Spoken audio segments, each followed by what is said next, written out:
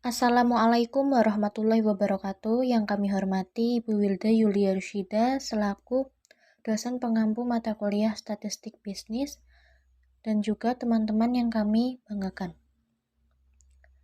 Pada kesempatan kali ini, kami dari kelompok 9 ingin mempresentasikan tentang konsep dasar analisis korelasi dan menjelaskan serta melakukan analisis korelasi Pearson.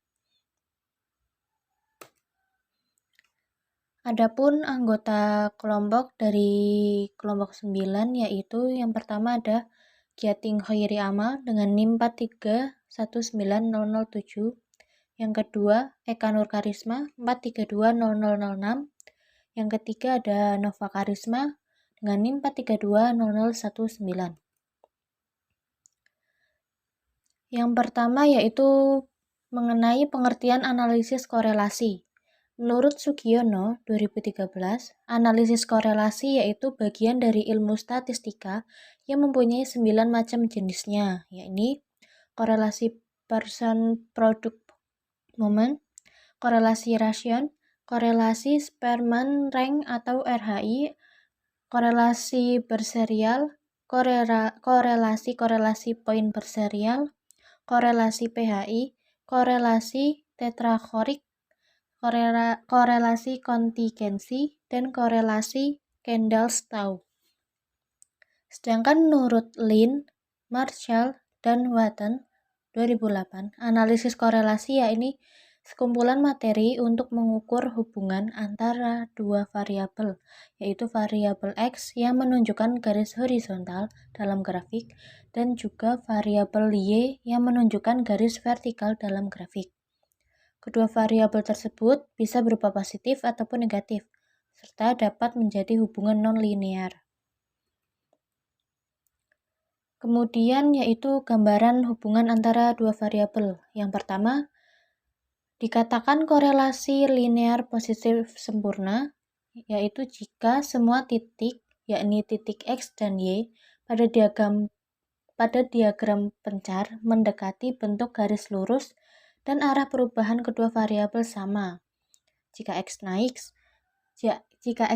maka Y juga naik.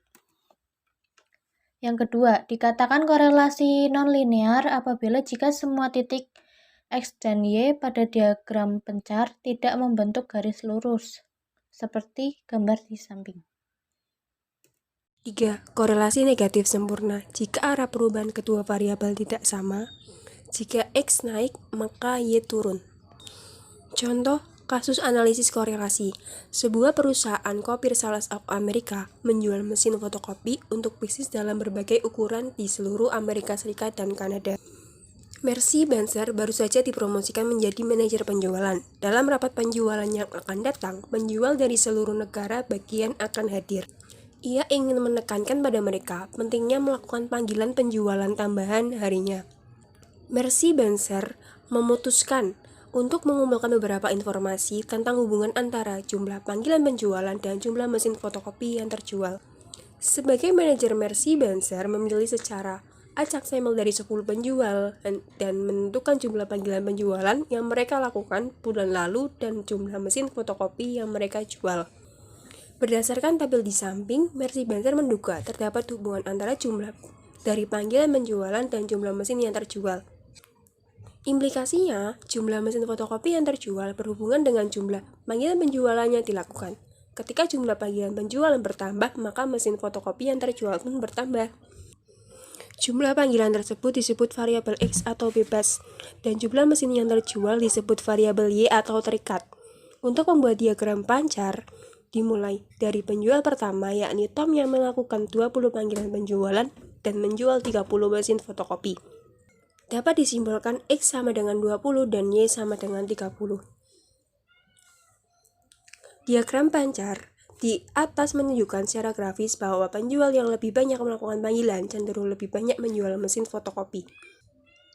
Mercy Banzer selaku manajer penjualan nasional di Copier Sales of America memberitahukan bahwa petugas penjualan bahwa semakin banyak penjualan, banyak pula mesin fotokopi yang terjual. Walaupun tampak sebuah hubungan positif antara dua variabel, tidak semua titik terletak pada garis tertentu. Analisis korelasi Pearson atau produk momen.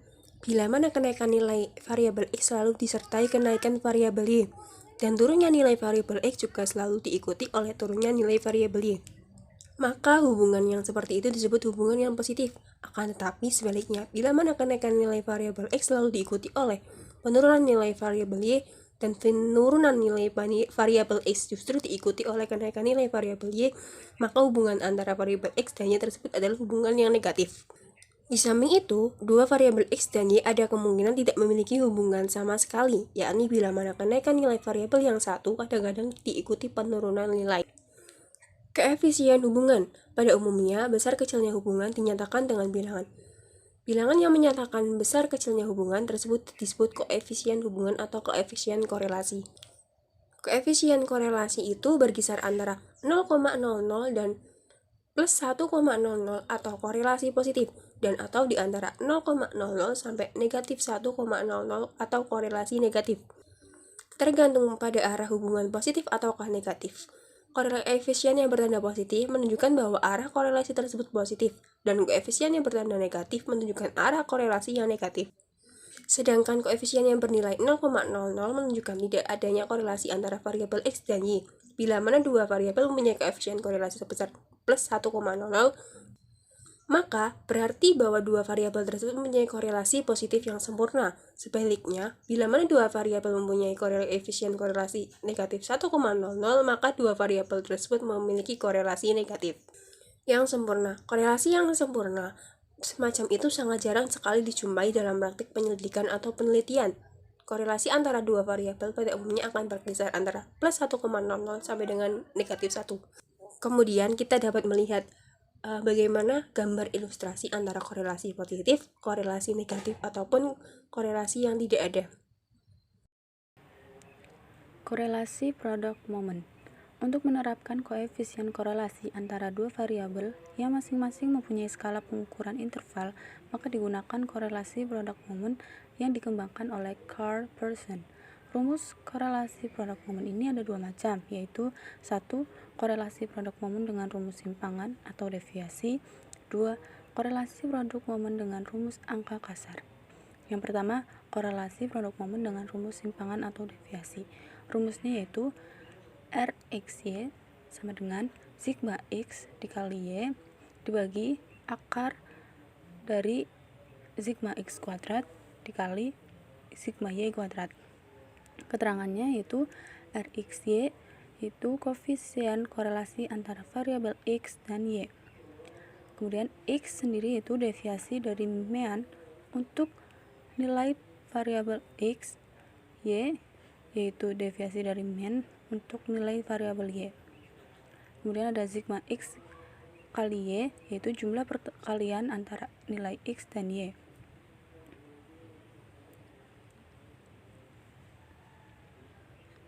Kemudian ada X kuadrat sama dengan kuadrat dari X, Y kuadrat sama dengan kuadrat dari Y. Kemudian yang kedua ada korelasi produk momen dengan angka kasar.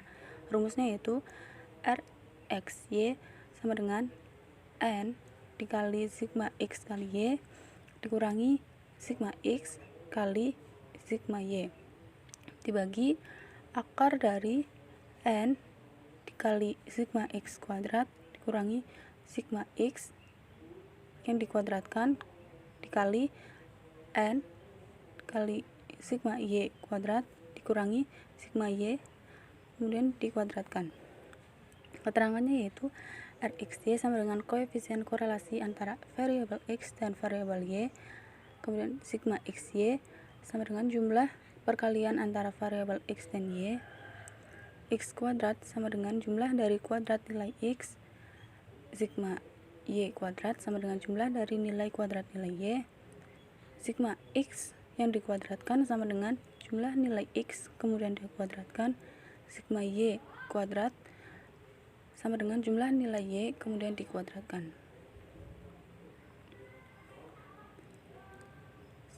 Interpretasi harga R.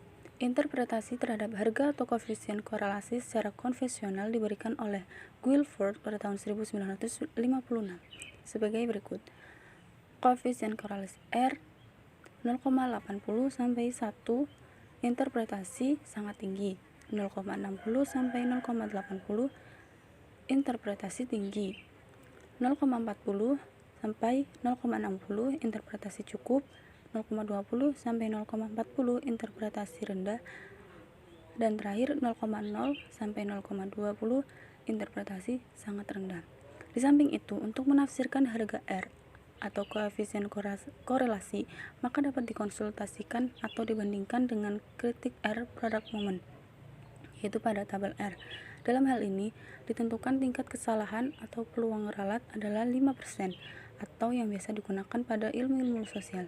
Dengan melihat tabel R berdasarkan N atau banyaknya responden, contoh, pada perhitungan korelasi produk momen di muka diperoleh harga R 0,745. Harga R kritik R tabel pada tingkat kesalahan 5% dan N sama dengan 10 adalah R tabel sama dengan 0,632. Berarti harga R yang diperoleh dari perhitungan R hitung sama dengan 0,745 lebih besar daripada R tabel yang yaitu 0,632. Hal ini menunjukkan bahwa korelasi antara dua variabel tersebut berarti signifikan. Kemudian ada uji signifikan R. Untuk menguji signifikansi koefisien korelasi nilai R yang diperoleh, maka dilakukan sebagai berikut. 1. Dengan mengacu pada kriteria koefisien korelasi yang diberikan oleh Guilford pada tahun 1956. Kedua, dengan membandingkan nilai R hitung dengan harga R tabel dengan taraf kesalahan alfa 0,05 atau alfa sama dengan 0,01 dan dB sama dengan N dikurangi 2. Ketiga, dengan menghitung lebih dulu T hitung berdasarkan harga R hitung yang diperoleh, yakni dengan rumus sebagai berikut. T sama dengan R dikali akar N kurangi 2 2G akar 1 dikurangi R kali 2. Harga T hitung diperoleh selanjutnya dikonsultasikan dengan harga T tabel dengan taraf signifikansi tertentu, misal alfa 0,05 atau alfa 0,01, dan dengan derajat kebebasan dk sama dengan N-2. Bila T hitung lebih besar daripada T tabel, maka tolak H0 dan berarti menerima HA. Sedangkan bila T hitung lebih kecil dari T tabel, maka tidak menolak H0 yang berarti menolak HA. Selanjutnya ada contoh soal. Suatu penelitian yang ingin melihat apakah ada hubungan antara banyaknya kredit yang diambil dengan indeks prestasi yang dicapai mahasiswa dalam satu semester. Setelah dilakukan pengumpulan data 10 mahasiswa, ternyata penyebaran kredit dan indeks prestasi yang dicapai sebagai berikut. Kemudian pertanyaannya adalah hitunglah koefisiensi korelasi antara kedua variabel tersebut. Untuk penyelesaiannya, yang pertama, membuat tabel untuk menghitung koefisien korelasi. Di sini kami menggunakan dua rumus korelasi produk momen, yaitu yang pertama menggunakan rumus korelasi produk momen dengan rumus simpangan atau deviasi. Pertama-tama kita membuat tabel. Nilai X itu sendiri adalah nilai dari jumlah kredit yang diambil. Kemudian Y, indeks prestasi dimasukkan. Kemudian untuk mencari deviasi X itu menggunakan rumus variabel X dikurangi rata-rata dari nilai X, sedangkan deviasi Y yaitu variabel Y dikurangi nilai rata-rata dari Y. Jadi kalau deviasi X itu X-nya kecil, sedangkan deviasi Y itu Y kecil. Kemudian langsung ke rumus. Rxy sama dengan sigma xy per akar dari sigma x kuadrat dikali sigma y kuadrat sama dengan 3,4 dibagi akar dari 110,5 dikali 1,996 sama dengan 3,4 dibagi akar dari 220,558 sama dengan 3,4 dibagi 14,85, kemudian ketemu 0,228937802 atau yang bisa dibulatkan menjadi 0,2. B. Menggunakan rumus korelasi produk momon dengan rumus angka kasar. RXY sama dengan N sigma X kali Y dikurangi sigma X dikali sigma Y per akar dari N dikali sigma X kuadrat dikurangi sigma X yang dikuadratkan dikali N dikali sigma Y kuadrat dikurangi sigma Y yang dikuadratkan. RXY sama dengan 10 dikali 549 dikurangi 155 dikali 35,2 per akar dari 10 kali 2513 dikurangi 155 kuadrat dikali 10 kali 125,90 dikurangi 35,2 kuadrat sama dengan 5490 dikurangi 5456 per akar dari 25.130 dikurangi 24.025 dikali 1.259 dikurangi 1.239,04 hasilnya 34 per akar dari 1.105 dikali 19,96 sama dengan 34 per akar dari 22.055,8 sama dengan 34 per 148,51195,238 dan hasilnya sama dengan 0,2289378,023 atau dibulatkan menjadi 0,23. Itu saja pemaparan presentasi dari kami. Kurang lebihnya mohon maaf, dan apabila ada yang ingin ditanyakan, silahkan di grup WA. Sertakan NIM dan juga namanya. Terima kasih. Wassalamualaikum warahmatullahi wabarakatuh.